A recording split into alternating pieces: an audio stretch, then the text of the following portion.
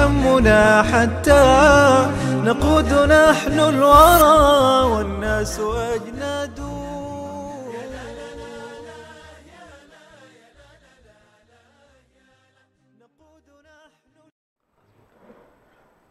بسم الله الرحمن الرحيم. مشاهدينا الكرام، نحييكم مرة أخرى في حلقة جديدة من برنامجكم برنامج قضية ورأي. هذا البرنامج الذي يأتيكم عبر شبكة سلام الإعلامية كل يوم ثلاثاء في تمام الساعة 4 عصرا بتوقيت أسماء. نرحب بكم مشاهدينا الكرام، كما نرحب من أصحابنا في التقديم الضيفين الدائمين الزميل عمار. حياك الله يا عمار.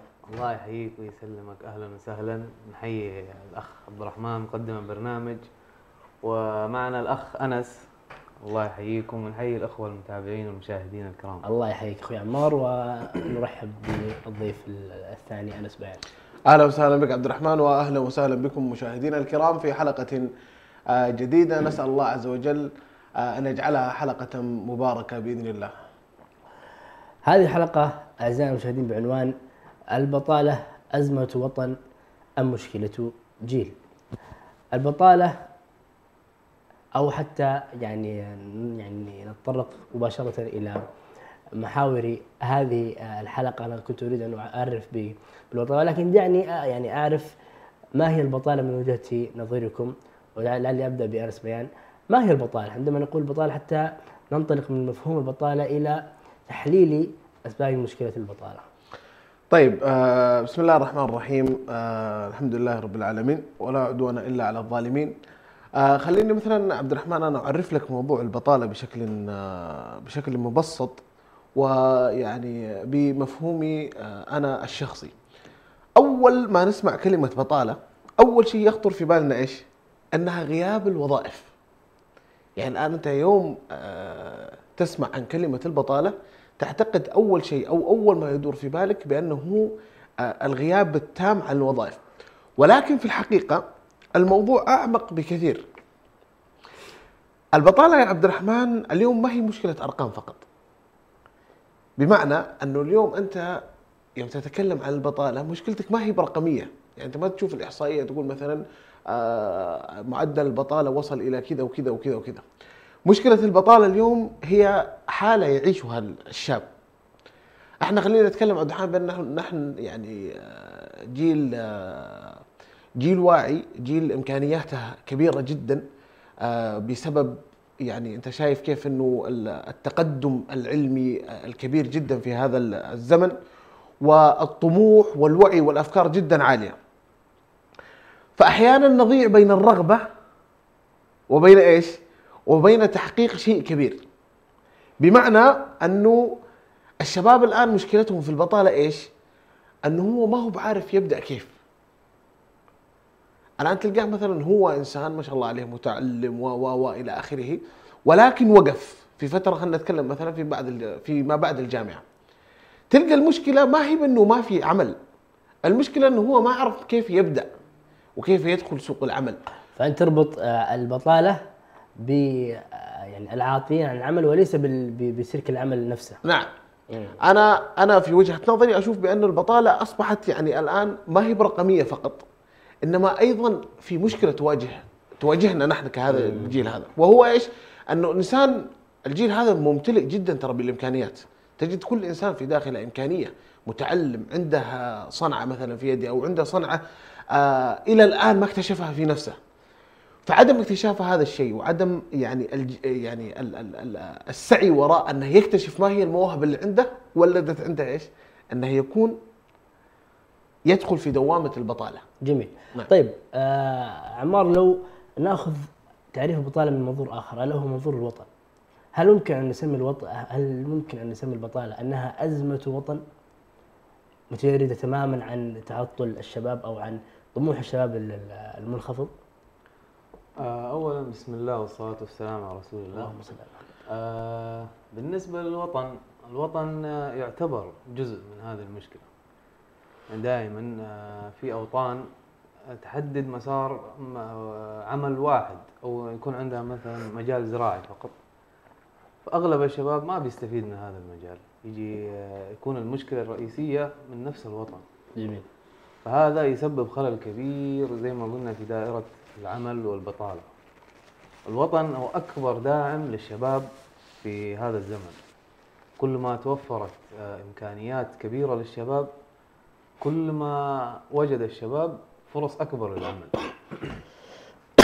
فبهذا يكون الوطن دائما هو السبب الأكبر، ما نقول السبب الأكبر، أو هو سبب رئيسي في البطالة، بحيث أنه إذا الوطن توسع وحاول ينمي الشباب وحاول أنه يكون معاهم في كل خطوة، مثلا في مجال التكنولوجيا، مثلا في مجال الرياضة، مثلا في مجال أي شيء، في أي مجال يكون، أن تحاول توفر لهذول الشباب فرصهم للعمل. احتوي الشباب تجد فرص أكبر ويكون لك وطن مزدهر. يعني أيضا عمار تحمل جانب كبير من الوطن مسؤولية البطالة. يحمل الوطن جزء كبير من البطالة. جميل. نعم. جميل. طيب خليني أعود إلى الزميل أنس. هل لأبناء الجيل مسؤولية في صناعة الفرصة، أم هل هذه هي مسؤولية الوطن؟ والله يا عبد الرحمن، سؤالك اولا سؤال جميل جدا في الحقيقه. جميل. ومسؤوليه جيلنا، خلينا نتكلم نحن كشباب، لابد ان يركز على بناء الفرص لنفسه. خلينا بس اعدل الجلسه. الان عبد الرحمن، مشكله بعض الشباب، عشان انا لا اعمم ويزعلون مني، ولكن في مشكله بعض الشباب اللي هم في دائره، يعني في بعض الناس من وفقهم الله عز وجل انهم تخرجوا، وبعد تخرجهم وفقهم الله عز وجل ان يعملوا في نفس التخصص. جميل. افتراضا انا انسان خريج هندسه كمبيوتر، فتخرجت وفتح الله علي في نفس التخصص وواصلت. لكن انا رسالتي للناس اللي تنتظر الفرصه بالكامل او الفرصه الحقيقيه 100%. اللي متخرج مثلا من تخصص، اي تخصص نفترض، ثم دخل في سلك العمل، ينتظر الفرصه الكامله المكمله اساس يبدا حياته المهنيه، يعني ينتظر الكمال. جميل. انا هنا مشكلتي مع هذا الصنف ايش؟ بانك انت ليش ما تخلق لنفسك فرصه؟ بمعنى انت الان مهندس، اذا جاك مثلا عرض بانك انت تشتغل سكرتير مثلا في احد الشركات، ما المانع؟ ليش انت تكون جالس قاعد تاخر وقت، تؤخر فرص قاعد تاتيك، مهارات قد تستطيع انك انت تنميها في مكان اخر. يعني انت فتح الله عليك عز وجل في الهندسه، حول يا اخي مثلا الاداره، نمي عندك موهبه هنا، نمي موهبه هنا، نمي موهبه هنا، في الاخير المردود هو لك نفسك انت. جميل. هذه النقطة، يعني علاقة التعليم بسوق العمل سوف نتحدث عنها بعد قليل، لكن خلينا أنا أتحدث عن نقطة: هل أصحاب الجيل ممكن أن يصنعوا فرصة لأنفسهم؟ يعني أنت الآن ربطت أنه لابد أنك تشتغل في أي مجال. طيب يقول لك يا أخي أنا طول عمري درست هذه الشغلة الفلانية، أنا أريد أن تركز على جانب صناعة الفرصة في مجال معين. نعم. لا، هو انا مقصدي، انا باخذ لك الموضوع بشكل عام. نعم. بانك انت الان يوم ياتيك فرصه عمل، هذه فرصه انت تستطيع انك انت تنميها، ولكن انت يوم ترفضها فانك انت ما قاعد تتيح لنفسك فرصه. الفرصه هي لن تكون فقط في مجال المهنه اللي انت فيها، الفرصه تاتيك من جميع النواحي. سياتيك مثلا زي ما ذكرت لك، انا في موقف كنت اشوفه لواحد من قسم الاتش مدير يسوي المقابلات للموظفين. فجاء قال لها، قدم لها السي في، هو مقدم على اساس انه اللهم صل محمد شغال في التصميم وما التصميم والامور هذه. فجاء قال له بعد ما خلص، فقال له هل هو جاي يقدم على اساس انه ايش؟ على اساس انه مصمم. فجاء قال له والله يا اخي احنا تم قبولك في الشركه، ولكن ما هو في المجال اللي انت طلبته. انا جاي داخل على اساس اني اكون مصمم للشركه. فقال له والله احنا تركنا مجال التصميم لان في شخص افضل منك صراحه، مع انه دارس وهو الى اخره، ولكن حطيناك في قسم التسويق. وهذه قصه حقيقيه ترى. قال حطيناك في قسم التسويق ليش؟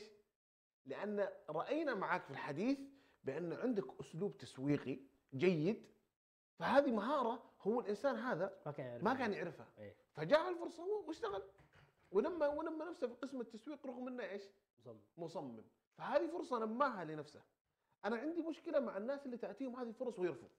يعني انت الان مثلا مصمم جاك فرصه زي كذا تقول لا والله انا والله يا اخي لن اعمل الا في تخصصي. طيب ربي ما فتح عليك هنا، هل نترك المجالات الثانيه والفرص اللي فتحت لك؟ جميل. هذا زاوية جدا رائع. طيب خلينا نعود لعمار.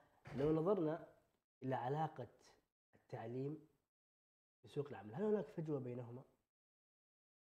علاقة التعليم بسوق العمل، بمعنى هل في ناس ممكن يدرسون، عذرا المقاطعه، هل في ناس يدرسون تخصص بعد سنوات من الدراسه والتعب والجهد والتكاليف ممكن يتفاجأ ان سوق العمل لا يطلب هذا التخصص، وبالتالي هل نحن الان نعيش مشكله ان الجامعات لا تتوافق مع سوق العمل الحقيقي؟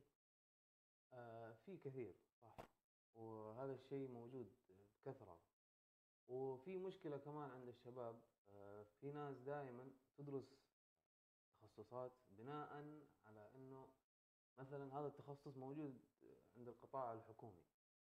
الناس دائما تعتمد على القطاعات الحكومية بشكل كبير، فيجي يدرس مثلا زي ما قلنا شيء يخص الحكومة أو شيء دائم تحت ظل الوطن.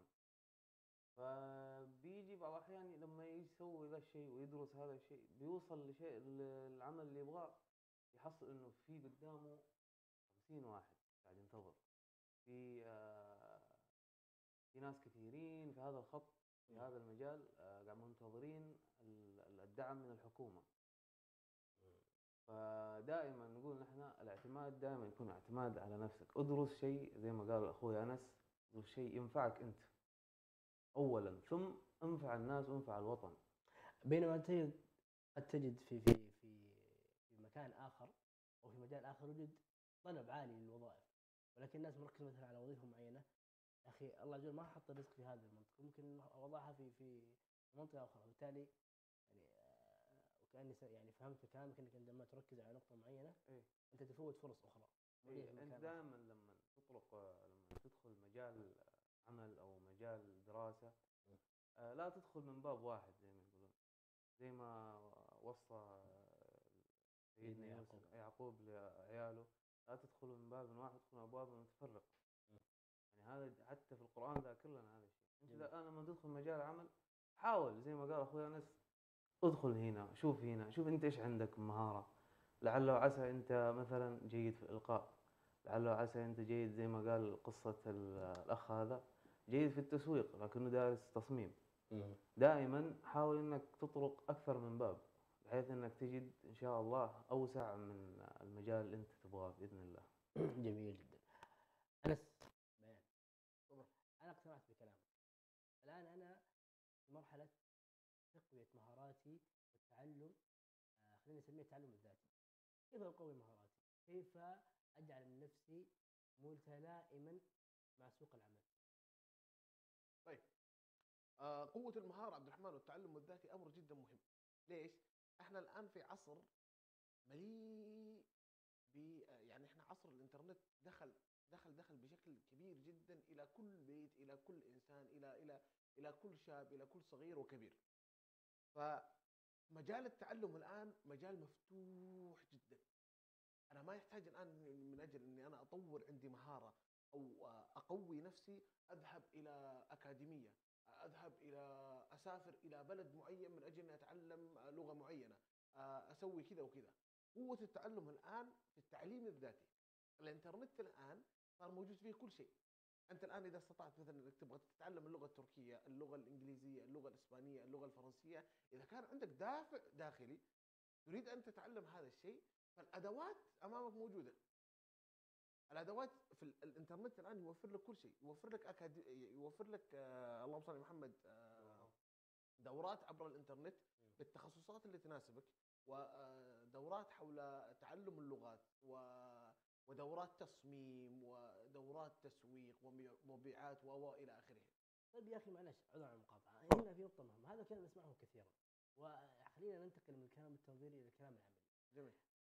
يعني سرعة تلقي المعلومة وسهولة المعلومة الآن مع الذكاء الاصطناعي و إلى آخره، هل هذا الشيء ساهم في رفع ونشر الوعي عند الشباب، أم أنه لدرجة أن المعلومة أصبحت سهلة جدا، أصبح هناك يعني زي ما تقول إيش زهد بالمعلومة. يقول لك يا أخي أنا رأس مالها أنا أكلم شات جي بي تي يضبط لي شغله الفلاني وخلاص، ليش أنا أتعلم كيف أسوي الكود الفلاني؟ ما هو يعني احنا خلينا ننظر لها من جانب واقعي فعلا. أنا الحين يعني هذا الكلام نسمعه كثير انه لابد انك انت تتعلم، لابد انك انت تطور، الوسائل صارت مساعده، ما في احد عنده عذر، مو شرط انك انت تروح عند الاكاديميه. لكن هل هذا شيء واقعي؟ هل الشباب يعملون بهذا الفهم؟ من اجل الا نظلم نعم. الشباب بالكامل، هناك جزئين. في جزء انا في بدايه حديثي يوم قلت لك عن قوه التعلم الذاتي، هو امر في الحقيقه يجمع ما بين الكسل الشديد والهمه العاليه. كيف؟ يجمع الكسل الشديد بانك انت يا عبد الرحمن زي ما ذكرت بان المعلومه عندك، شات جي بي تي تك تك تك تك تك تك سهله ينزل لك اياها. إيه؟ وبين الهمه العاليه جدا بان عندك انت الادوات هذا، فان الهمه العاليه انك انت قاعد امام الكسل، امام انك انت قاعد يعني انك بدل ما تقول خلاص انا بستوقع عن نفسي واجلس وخلاص كل ما بغيت شيء ابحث ابحث ابحث، وبين اني انا اخوض وادخل واسوي وادخل في صوره وكفاح مع النفس من اجل اني انا اخذ يعني مواهب او انمي في نفسي موهبه جديده، من اجل اني انا لا اكون يعني خلينا اكون معك واقعي يا عبد الرحمن. جميل. انا يعني اتمنى انك تكون واقعي. العالم في الوقت الحالي لابد انك تكون ملم. في الحقيقة أنا في وجهة نظري أرى بأن الإنسان اللي يمسك دربا واحدا يعني خليني أقول لك إياها بلهجة بسيطة جدا قاعد يفوتك الكثير. العالم ترى كل ما له وما له يتطور بين الحين والآخر. جميل. فأنت الآن يوم تمسك مسار واحد، وهذا ليس عيبا، أنا لا أعيب على المسار اللي أنت مسكته، ولكن أنت يوم تمسك مسار واحد فقط وتنطلق فيه وتترك المسارات الثانية، لا يا أخي أنت امسك المسار هذا ثم خذ لك من كل بستان ايش؟ زهره، خذ لك من هنا، خذ من التقنيه، خذ من اللغات ما شئت، خذ من شو اسمه من التسويق، من المبيعات، طور يا اخي جانب التصميم عندك، طور جانب الحوار ومهارات التواصل و الى اخره، ولكنك تمسك طريق واحد وتقول انا هذا والا فلا، هذا يعني انت قاعد تضيع فرص كثيره حولك. فقوه الان التعلم، سارجع للنقطه، قوة التعلم الآن متاحة في جميع المنصات. أنت الآن لو تفتح الآن لو نسوي بحث قدامك عن مثلا تعلم اللغة الإنجليزية، بتلقى آلاف المدرسين بشكل مجاني و إلى آخره. وإذا أردت أن تطور نفسك في مهارات التسويق ستلقى مثلا أكاديميات و إلى آخره. أنا أتكلم لك على الصعيد الشخصي. أنا إنسان قاعد أحاول قدر المستطاع أطور نفسي في قسم المبيعات. تلقى في بعض الدورات تدخلها، في بعض الدورات المبسطه في اساسيات المبيعات تدخلها، تاخذ منها تنمي شيء وشيء، ثم تطور نفسك هنا حبه حبه حبه حبه. انا لا، القضيه كلها تكمن فيما يدور بينك وبين، هل انت عندك انضباطيه بينك وبين نفسك؟ هذا هو الأئمة. يعني الان انت انظر مثلا للناس ما سبقونا مثلا من الائمه، مثلا كشيخ الاسلام ابن تيميه مثلا. شيخ الاسلام ابن تيميه كان عنده جدية مع النفس وانضباط عالي عالي عالي عالي جدا. فتلقاه عنده مثلا من بعد الظهر إلى العصر عنده جلسة فيها يذكر الله عز وجل بشكل يومي. لما جاء أحد الطلاب قال له يا شيخ الوقت طويل، ليش أنت قاعد؟ قال له هذه غدوتي، إن لم أتغدها فارت قوتي.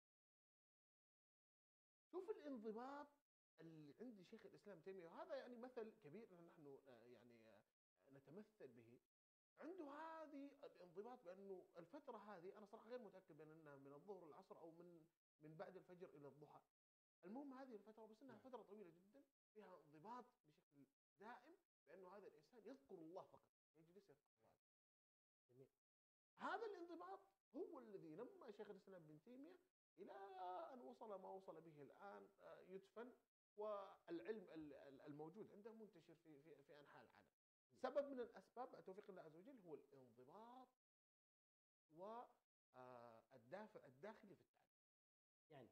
يعني بشكل مختصر الاشكال هو في الحافز الداخلي عند كل شاب، وليس الاشكال في سهوله توفر المعلومه. نعم.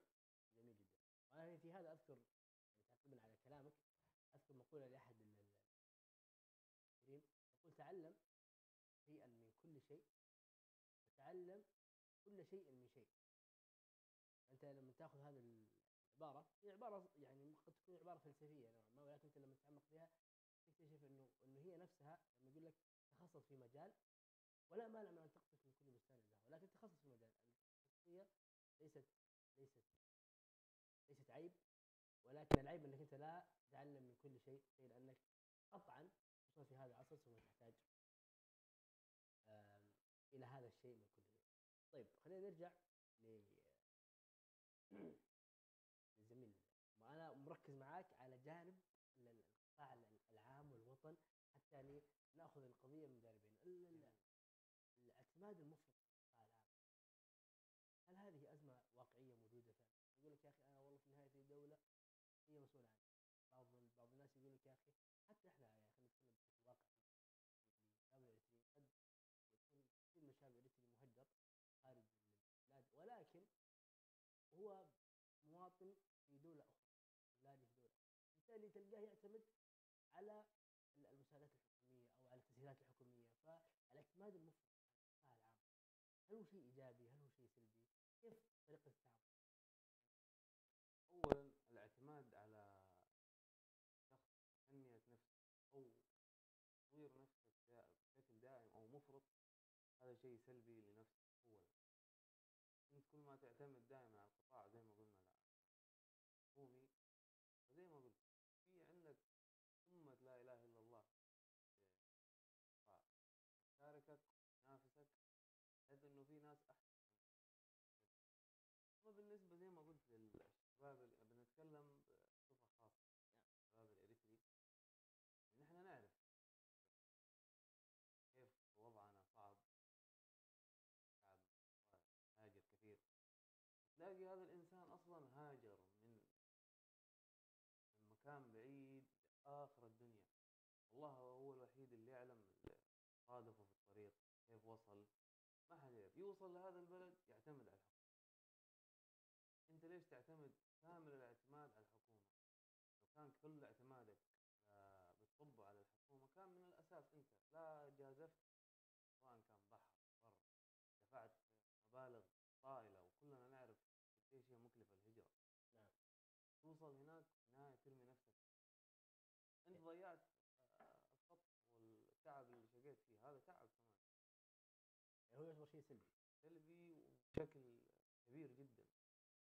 تأثر أولا على نفسك ثم على المجتمع اللي أنت عايش فيه، تصير عالة على المجتمع. ودائما يقولون العالة اللي على المجتمع ما حد يتعايش معاه، صعب إنك تتعايش مع إنسان هو يكون عالة نفسه. دائما زي ما قلنا نطور نفسنا ثم نفيد البلد، البلد بيخدمنا. إحنا كل ما طورنا في بلدنا، كل ما صرنا معلمين ومتطورين، نوعنا في المجالات، نوعنا في العلم، صرنا ننمي نفسنا ونطور من نفسنا، ترى نحن أول ناس بنرفع البلد اللي نحن قاعدين نعتمد. إذا نحن طورنا من نفسنا، هذا البلد بيرفعنا ونحن نساعده في رفع الشباب جميعا. وفي كلنا عندنا هذا الشيء، عندنا ناس تستلم المبالغ زي ما قلت، توصل للبلدان الأوروبية تستلم المبلغ هذا يطير في يوم يومين أسبوع، ترجع ثاني تستلم، ترجع ثاني تستلم، ترجع كل ما احتجت تقعد. بينما إن أنت يمديك أنت اللي تطلع هذا المبلغ، أنت اللي ممكن أضعاف كمان. إيه، تطلع أضعاف وتصير تصرف على اللي حوالينا، ما تحتاج لأحد. للأسف هذه مشكلة حاضرة. طيب يا أنس، هذه الحلقة صراحة مليئة بالطاقة السلبية، لعل العنوان يعني هو بحد ذاته شيء سلبي، ولكن دعني أنا أنتقل الموضوع وأنظر له من زاوية إيجابية. هل هناك جانب إيجابي لمسألة البطالة؟ أكيد بلا شك. كما ذكرت أخي عبد الرحمن أن نحن في الحلقة كنا نصب جاهدين في موضوع الشباب وموضوع البطالة الموجودة، والإنسان كيف ممكن يطور نفسه وإيش الأسباب وقوة التعلم ومن الأمور اللي الإنسان من الامور الانسان اللي ممكن انه يسعى في تنميه نفسه، ولكن ثمة هناك امور يعني لابد الانتباه لها. وثمة هناك يعني صنف لابد ان احنا نتحدث عنه عبد الرحمن. جميل. انا اوجه رساله هنا من الى كل شاب وشابه لم يجدوا عملا رغم سعيهم، الى كل شاب وشابه لم يجدوا عملا رغم سعيهم واجتهادهم، اقول لا تيأسوا من روح الله. الله. نعم، لا تيأسوا من روح الله، لان الرزاق في السماء. يعني نحن نحفظ آيات كثيرة جدا في موضوع الرزق، ولكن من ضمنها من يتقي الله يجعل له مخرجا ويرزقه من حيث لا يحتسب. قد يتأخر الرزق يا عبد الرحمن لحكمة، وقد تغلق بعض الأبواب لتفتح أبواب أخرى. نعم. ولا يغرنك، هذه نقطة جدا مهمة أنا أنبه فيها، لا يغرنك إذا كنت أنت في هذه المرحلة بأنك أنت وصلت إلى أنك ترى الناس، يعني أتكلم عن الناس اللي أصابهم الظروف وأصابتهم الظروف القاسية، بأنهم لا يستطيعون أن يخرجوا بإمكانياتهم وإلى آخره. قد يرون بأن ناس كانوا معهم انطلقوا وهم ما زالوا متأخرين. فأنا أقول رب متأخر أعانه الله فسبق. دائما تذكر هذا الكلام.